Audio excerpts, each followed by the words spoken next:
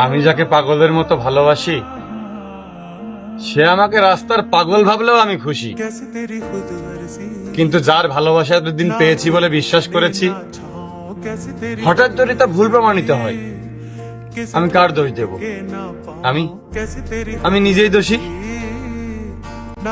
দেখলাম যে ভালোবাসে সে ঠিক ফিরে আসে, হয়তো কিছুটা সময় একা রেখে যায়, তবে মনে মনে ঠিক থেকে যায়। সে আমার ঠিকই হইল, তবে আমার রইল না। এই চোখে চোখ রেখে বলে আমায় প্রেমিকা বইল না। রবি ঠাকুর হয়তো এজন্যই বলেছেন, এই ভাঙাচোরা মন নিয়ে আমি যেন প্রেমের উপন্যাস না পড়ি। তবে খুব সংক্ষেপে বলতে চাই, তোমাকে প্রচন্ড ঘৃণা করি।